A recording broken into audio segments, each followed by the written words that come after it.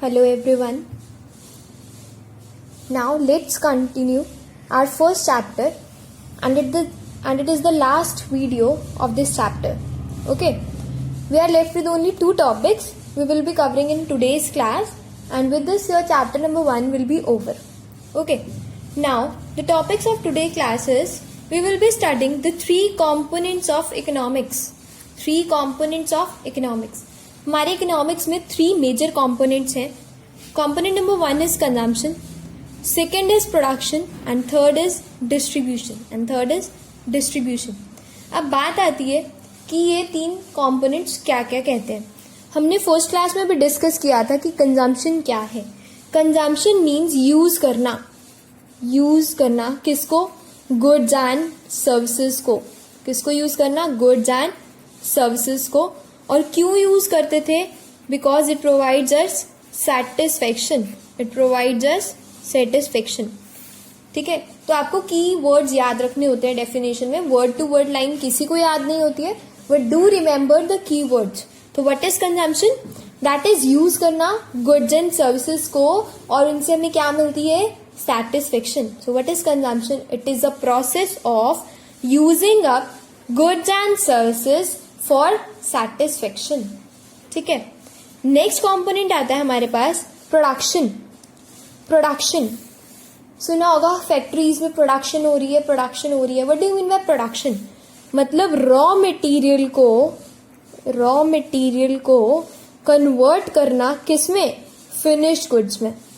Raw material को convert करना finished goods में, यही क्या बन जाता है? हमारा प्रोडक्शन. इसी प्रोसेस को क्या बोलते हैं हम? प्रोडक्शन. अब बात आती है कि ठीक है, रॉ मटेरियल को हम कन्वर्ट कर रहे हैं फिनिश गुड्स में, दैट इज प्रोडक्शन. क्यों करते हैं प्रोडक्शन और कौन करता है प्रोडक्शन? प्रोड्यूसर करता है. कौन करता है? प्रोड्यूसर कौन? Who is a producer? Producer या फिर हम ये कहते हैं सेलर, जो अपना सामान बेचता है. ऑनर ऑफ द फैक्ट्री वो क्या करता है? प्रोडक्शन करता है. प्रोड्यूसर होता है वो सामान को बनवाता है. और क्यों बनवाता है? वो रॉ मटेरियल को फिनिश गुड्स में क्यों कन्वर्ट करवाता है? To earn maximum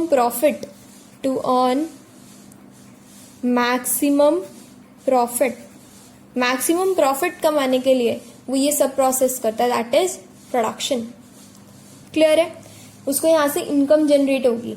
ठीक है. यहाँ से उसको क्या बनेगी? इनकम. प्रॉफिट होगा या फिर हम कह सकते हैं उसकी इनकम होगी. नेक्स्ट आते हैं component is distribution. Distribution means अब यहाँ पे फैक्ट्री में आपने सामान बनाया है, तो क्या ये फैक्ट्री में आपने सामान बनाया है? जिसने बनवाया है विद द हेल्प ऑफ हमने लेबर, हमने जो सामान की प्रोडक्शन करी है कैसे करी होगी? With the help of using land. हमें लैंड यूज हुई होगी, हमारी लेबर यूज हुई होगी, हमारी कैपिटल यूज हुआ होगा, और हमारा एंटरप्रेन्योरियल स्किल्स यूज हुए होंगे. क्या क्या यूज हुआ होगा एक फैक्ट्री में? Land, labour, capital and entrepreneur. क्या इनके बदले में इनको कुछ मिलना नहीं चाहिए? मिलना चाहिए, डेफिनेटली मिलना चाहिए. ये 4 चीजें हम क्या बोलते हैं? हम इनको क्या बोल देते हैं? हम इनको रिसोर्सेज भी बोल देते हैं. What we use to call these? हम इनको क्या बोल देते हैं? रिसोर्सेज. इनको हम क्या बोलते हैं? रिसोर्सेज. ठीक है. तो ये जो हमने रिसोर्सेज लगाए थे मतलब जो हमने चीजें यूज करी थी फॉर प्रोडक्शन, उनके बदले में क्या उनको कुछ मिलना नहीं चाहिए? मिलना चाहिए. क्या मिलना चाहिए? Land, labour, capital, entrepreneurial skills हमने लगाई, तो क्या मिलना चाहिए हमारे को? क्या मिलना चाहिए? एक बात बताओ. जो रेंट मिलेगा वो किसको? जो लैंड लगाई उसके बदले में मुझे क्या मिलना चाहिए? रेंट. क्या मिलना चाहिए? रेंट. जो लेबर वहां पे लगी है उनको क्या देते हैं? वेजेस. जिसे हम बोलते हैं ना बच्चे, वेजेस, सैलरीज. देखो, जब हम लेबर को पैसा देते हैं तो हम उसको वेजेस बोलते हैं. बट अगर हम किसी ऑफिस में एज अ ऑफिशियल वर्क हम थोड़े अच्छे लेवल पे काम करते हैं तो हम उनको सैलरी का नाम दे देते हैं. ठीक है. लेबर को जब हम देते हैं तो उनको वेजेस का नाम दे देते हैं. लैंड वाले को रेंट मिलना चाहिए, लेबर वाले को वेजेस मिलना चाहिए. ठीक है. उसके बाद आता है interest and profit.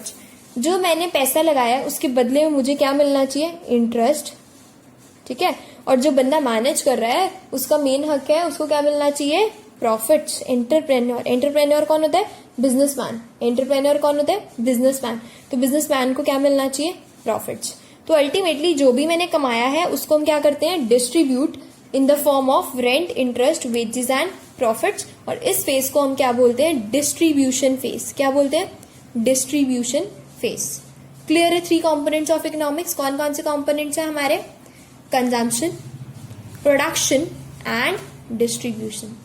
Consumption use करना, प्रोडक्शन रॉ मटेरियल को कन्वर्ट करना, और डिस्ट्रीब्यूशन हमें डिस्ट्रीब्यूट करना in the form of rent, interest, wages and profits. Clear है? Okay, last topic of today's class, that is importance of statistics. Importance of statistics. क्यों पढ़ रहे हैं हम ये स्टैटिस्टिक्स के बारे में? हमने पढ़ा कि स्टैटिस्टिक्स क्या है, ऐसा डाटा जो एग्रीगेट हो, ऐसा डाटा जिसको हम कंपेयर कर सके, ऐसा डाटा जो एस्टिमेटेड भी हो सकता है, ऐसा डाटा जो होमोजीनियस होना चाहिए। ठीक है, हम सब ने ये बार बार पढ़ा कि स्टैटिस्टिक्स क्या है। ठीक है, हमने पढ़ा था ना singular sense and plural sense. तो अब आती है हम क्यों पढ़ रहे हैं statistics, what is the need, क्यों पढ़ रहे हैं हम स्टैटिस्टिक्स, क्या जरूरत है स्टैटिस्टिक्स पढ़ने की। ठीक है, उसको हम बोलते हैं इंपॉर्टेंस। ठीक है, उसको हम कैसे डिफाइन करेंगे, इंपॉर्टेंस की हेल्प से, कि स्टैटिस्टिक्स की क्या इंपॉर्टेंस है। फर्स्ट, अगर हम डाटा होगा हमारे पास तो हम क्या कर सकते हैं, हम प्रॉपरली उसका कॉज एंड इफेक्ट बता सकते हैं। कॉज एंड इफेक्ट मतलब कि ये चीज क्यों हुई और उसका क्या रिजल्ट आया, ये चीज क्यों हुई और उसका क्या रिजल्ट आया। कॉज मीन्स क्यों हुई, और इफेक्ट उसका क्या रिजल्ट आया, उसका क्या इम्पैक्ट पड़ा। ठीक है, जैसे एग्जाम्पल लेते हैं, हम कहते हैं कि हमारी जो अनियन की डिमांड है, एक टाइम पे तुमने देखा था कि अनियन के प्राइसेस एकदम से बढ़ने लग गए थे। देखा था ना कि अनियन के प्राइसेस एकदम से बढ़ने लग गए थे, उसको हमने बोला था इन्फ्लेशन। क्या बोला था, इन्फ्लेशन हो जाता है, मतलब जब प्राइसेस बढ़ते हैं तो उसको हम बोलते हैं इन्फ्लेशन था मार्केट में, हमारी इकोनॉमी में एकदम से इन्फ्लेशन आया था। सुना था ना? तो वही चीज कि अगर हमारे पास डाटा होगा, अगर मुझे पता होगा कि पहले अनियन की कितनी डिमांड हो रही थी, ठीक है, और उस इन्फ्लेशन की वजह से, मतलब प्राइसेस बढ़ने की वजह से, इन्फ्लेशन मीन्स प्राइस राइज होना, प्राइसेस बढ़ने की वजह से अब मेरी डिमांड कितनी हो रही है, अब लोग कितना खरीद रहे हैं। ठीक है, अब लोग कितना खरीद रहे हैं, तो अगर मेरे पास डाटा ही नहीं होगा पहले डिमांड कितनी थी, अब डिमांड कितनी हो रही है, तो क्या मुझे कुछ पता लग पाएगा? नो। तो हमारे पास स्टैट्स का होना, स्टैट्स मीन्स न्यूमेरिकल डाटा का होना बहुत जरूरी है। उससे हमें पता लगता है कि ये चीज इतना ज्यादा किस लेवल क्यों हो रही है। ठीक है, हमें पता लगता है कि डिमांड बढ़ रही है, डिमांड के कम होने से प्राइस बढ़ रहे हैं, या किस वजह से ऐसा हो रहा है। अगर हमारे पास डाटा ही नहीं होगा सो वी कैन नॉट, ठीक है, ड्रॉ द कंक्लूजन। तो ये इंपॉर्टेंस है कि हमें स्टैटिस्टिक्स का पता होना चाहिए, हमारे पास स्टैटिस्टिक्स होने चाहिए, इसलिए हम स्टैटिस्टिक्स को पढ़ते हैं। First, working out cause and effect relationship, इससे मुझे पता लगेगा ऐसा क्यों हो रहा है और उसका क्या इफेक्ट आ रहा है। ठीक है, economist try to find out causes and diagnosis the data to suggest remedies. Economist क्या करते हैं, उसके कॉजेज देखते हैं कि ऐसा क्यों हो रहा है और उनके रेमेडीज बताते हैं कि अब क्या करना चाहिए। वो देखते हैं कि डिमांड डिक्लाइन क्यों हो रही है, मतलब डिमांड कम क्यों हो रही है, या फिर लोग इन्वेस्टमेंट कम क्यों कर रहे हैं। ये सारी चीजें लोग, मतलब जो हमारे इकोनॉमिस्ट हैं वो इसको सजेस्ट करते हैं और वो ये सब चीजें देखते हैं। इसलिए स्टैट्स को पढ़ना और स्टैट्स का डाटा होना जरूरी है। Second, economic forecasting. इकोनॉमिक, जैसे तुमने सुना होगा वेदर फोरकास्टिंग, सुना है ना वेदर फोरकास्टिंग। क्या होता है वेदर फोरकास्टिंग? वो क्या करते हैं, वो लोग प्रिडिक्ट करते हैं आज रेनफॉल होगी। ठीक है, वो प्रिडिक्ट करते हैं डाटा अबाउट वेदर। ऐसे ही हमारे पास एक कंसेप्ट आता है इकोनॉमिक फोरकास्टिंग। क्या आता है, economic forecasting. What is forecasting? Forecasting means predict. ठीक है, फोरकास्टिंग मीन्स फोरकास्ट करना प्राइस, कि हम कितना मतलब डाटा, मतलब क्या क्या चेंजेस आ रहे हैं हमारी इकोनॉमी में, that is forecasting. Forecasting means future. अब इसको कभी भी ये मत सोच लेना फोरकास्टिंग मतलब फ्यूचर के बारे में सोच, प्रिडिक्ट करना, मतलब अनुमान लगाना। ठीक है, हवा में अनुमान लगाने वाली बात नहीं है कि आप हवा में आप सोच रहे हो कि ऐसा हो जाएगा ऐसा हो जाएगा, नहीं। प्रॉपर डाटा के बेसिस पे जब आप प्रॉपरली डाटा यूज करते हुए जब आप फोरकास्ट करते हो तो उसको बोलते हैं हम economic forecasting. It is not about astrological predictions. ठीक है, अब आप कह सकते हो मैम एस्ट्रोलॉजर्स भी तो यही करते हैं। एस्ट्रोलॉजर्स क्या करते हैं, एस्ट्रोलॉजर्स भी प्रिडिक्ट करते हैं हमारा फ्यूचर। ठीक है, क्या वही चीज है? नहीं, वो चीज नहीं है। उनके पास कोई डाटा है पिछला अगला, कोई स्टैट्स है? नो। क्या उनके पास कोई स्टैट्स है? नो। बट अगर हम इकोनॉमिक फोरकास्टिंग की बात कर रहे हैं, मीन्स हम स्टैटिस्टिक्स का डाटा यूज करते हुए प्राइजेस को प्रिडिक्ट करते हैं कि प्राइजेस ज्यादा होने वाले हैं, प्राइजेस कम होने वाले हैं, डिमांड ज्यादा होने वाली है, डिमांड कम होने वाली है, सप्लाई पीछे से बढ़ेगी नहीं बढ़ेगी, ये सारी चीजें जब हम प्रिडिक्ट करते हैं on the basis of statistics, तो उसको हम बोलते हैं इकोनॉमिक फोरकास्टिंग। उसको क्या बोलते हैं हम? Economic forecasting. क्लियर? नेक्स्ट आता है फॉर्मुलेशन ऑफ पॉलिसीज। अगर मेरे पास डाटा होगा प्रॉपरली, तुमने देखा जीएसटी टैक्स स्ट्रक्चर आया, ठीक है, फॉर्मुलेशन ऑफ पॉलिसीज में एक पॉइंट आएगा, देखो जीएसटी टैक्स स्ट्रक्चर आया। जीएसटी में क्या हुआ, उन्होंने बहुत वे आउट से उन्होंने टैक्स स्ट्रक्चर इम्पोज किया। किसी पे 14% टैक्स, किसी पे 5% सीजीएसटी, 5% एसजीएसटी लगाया, ठीक है। ऐसा क्यों करा उन्होंने? Why did they did? ऐसा उन्होंने क्यों किया?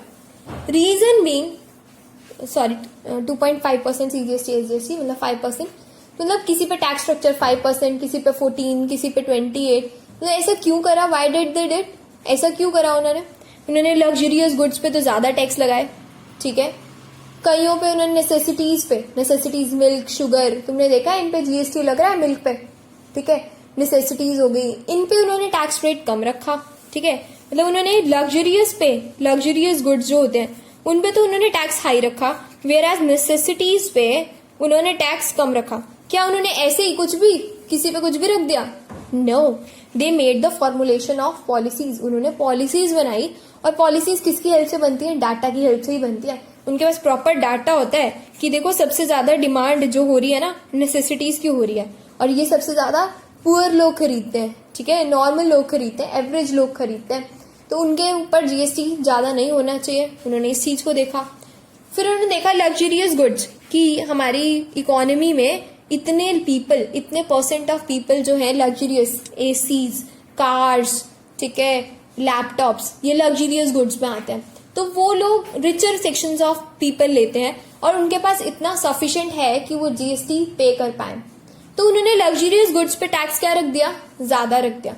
तो मतलब स्टैट्स का जब डाटा होता है ना हमारे पास, when we have sufficient data कि स्टैटिस्टिक्स में कि कितने लोगों की डिमांड है, कौन किस, अब मेरे को पता था ना, देखो आई नो कि नेसेसिटीज की डिमांड क्या है? ज्यादा है, ठीक है। अगर मेरे को ये पता ही ना हो, मेरे पास डाटा ही ना हो कि नेसेसिटीज की डिमांड ज्यादा है, किस चीज की डिमांड ज्यादा है, कौन से प्रोडक्ट की डिमांड ज्यादा है, तो मैं कैसे पॉलिसीज कैसे बनाऊंगी?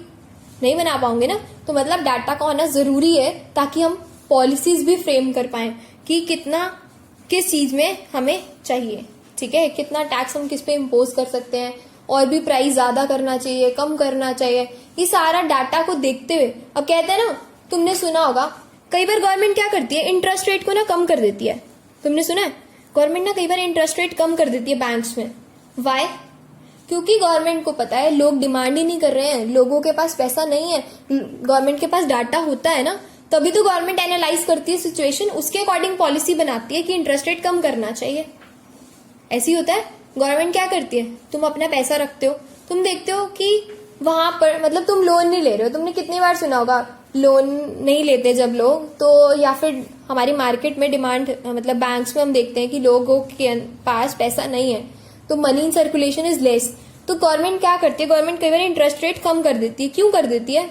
कि गवर्नमेंट क्या चाहती है कि लोग लोन ले, डिमांड बढ़े, ठीक है, फिर से पैसा फ्लो में आए। देखो जितने लोग लोन लेंगे ना, उतना लोगों के पास पैसा आएगा, उतना वो खर्च करेंगे, उतना वो इकोनॉमी में पैसा फिर से फ्लो होगा, घूमेगा, ठीक है, एक के पास से दूसरे के पास जाएगा, और फिर से इन्फ्लेशन जो रहेगा वो कंट्रोल। हम आगे इसको सीखेंगे डिटेल में, बट फिलहाल के लिए मैं ये कहना रही थी कि फॉर्मुलेशन ऑफ पॉलिसीज, अगर हमारे पास डाटा होता है तो ही पॉलिसीज फ्रेम की जा सकती हैं।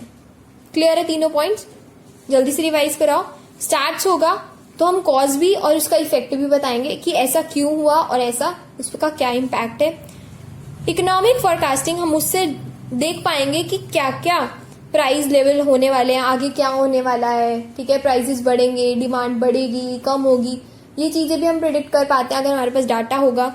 हम पॉलिसीज भी बना पाते हैं अगर हमारे पास डाटा प्रॉपरली अवेलेबल होगा। क्लियर है 3 पॉइंट्स? ओके, नेक्स्ट पढ़ते हैं हमारे पास fourth point. Next point is fourth point, that is quantitative expression of economic problem. इससे हमें पता भी लगता है, अगर हमारे पास डाटा होगा तो हमें पता लगता है कितने लोग अनएम्प्लॉयड हैं, ठीक है, कितने लोगों के पास जॉब नहीं है, कितने लोग एक्सपोर्ट कर रहे हैं, मतलब बाहर सामान भेज रहे हैं फॉरेन में, या कितने लोग इंपोर्ट कर रहे हैं, बाहर से सामान मंगा रहे हैं. तो हमें इकोनॉमिक प्रॉब्लम भी पता लगती है कि हमारे यहाँ पे इकोनॉमी में क्या दिक्कत चल रही है, एक्सपोर्ट ज्यादा हो रहे हैं, कम हो रहे हैं, दिक्कत कहाँ आ रही है, ठीक है. That is economic problem analyse कर पाते हैं. नेक्स्ट आता है इकोनॉमिक इक्विलिब्रियम. हमें ये भी पता लगता है कि देखो इकोनॉमिक इक्विलिब्रियम मीन, वैसे ये चैप्टर आएगा डिटेल में, but here I am briefing you कि इकोनॉमिक इक्विलिब्रियम क्या होता है. हम बैलेंस स्टेट में रहना चाहते हैं कि प्रोड्यूसर जो बना रहा है वो चाहता है मेरा प्रॉफिट मैक्सिमम हो, और जो मैं कंज्यूमर हूं मैं चाहती हूँ मेरी सेटिस्फेक्शन मैक्सिमम. मतलब मैं क्या चाहती हूँ, मैं 10 रुपए खर्च करूं और मेरे को सेटिस्फेक्शन ज्यादा मिल जाए, मुझे सेटिस्फेक्शन क्या मिल जाए, ज्यादा. वेयर एज प्रोड्यूसर क्या चाहता है कि मेरे को प्रॉफिट क्या हो, ज्यादा. इसको हम आगे डिटेल में स्टडी करेंगे, living it here only. Next आता है इंटरसेक्टोरल एंड इंटरटेम्पोरल कंपैरिजन. मतलब हम कंपैरिजन करते हैं कि डिफरेंट रूरल एरियाज और अर्बन एरियाज में, different sectors, rural areas, urban areas में क्या स्टेट है, कितना डिफरेंट सेक्टर्स को हम कंपेयर कर पाते हैं कि रूरल और अर्बन एरियाज में अनएम्प्लॉयमेंट कितना चल रहा है. इंटरसेक्टोरल मतलब डिफरेंट, इंटरसेक्टोरल, सेक्टोरल मतलब डिफरेंट सेक्टर्स में क्या एनालाइज करेंगे कि क्या प्रॉब्लम चल रही है, ठीक है. डाटा होगा तो हम एनालाइज भी कर सकते हैं कि क्या क्या प्रॉब्लम हमारी वहां पर चल रही है. क्लियर है आप सबको ये चीज? Okay, let's revise what we have learn today in 1 minute. हमने पढ़ा सबसे पहले 3 कंपोनेंट्स होते हैं हमारे इकोनॉमिक्स के, कंजम्पशन, प्रोडक्शन, डिस्ट्रीब्यूशन. उसके बाद हमने स्टडी किया इम्पोर्टेंस कि स्टैट्स पढ़ना क्यों जरूरी है, उससे मुझे पता लगता है कि उसका कॉज क्या है और उसका इफेक्ट क्या आ रहा है मेरी इकोनॉमी में. मैं अपनी इकोनॉमी की हेल्प से, मैं डाटा की हेल्प से प्रिडिक्ट कर सकती हूँ कि आने वाले प्राइजेस क्या रहेंगे, डिमांड क्या रहेगी, जिसको हम बोलते हैं इकोनॉमिक फोरकास्टिंग. फिर आता है फॉर्मुलेशन ऑफ पॉलिसीज. अगर मेरे पास डाटा होगा तो मैं पॉलिसीज भी बना पाऊंगी. दैट इज कितना लोगों को कि गवर्नमेंट को कितना पैसा चाहिए, गवर्नमेंट टैक्स स्ट्रक्चर अपना डिसाइड कर सकता है, मुझे कितना टैक्स रखना है, मुझे कितनी रेवेन्यू, मुझे कितनी इनकम की जरूरत है, ठीक है. डाटा होता है, हम उसी बेसिस पे डिसाइड कर पाते हैं. नेक्स्ट पॉइंट आता है हमारे पास क्वांटिटेटिव एक्सप्रेशन. मतलब हम उसको प्रॉब्लम को एक बता भी पाते हैं कि कितनी क्या क्वांटिटेटिव एक्सप्रेशन है इकोनॉमिक प्रॉब्लम का, ठीक है. Next economic equilibrium, that is economic equilibrium.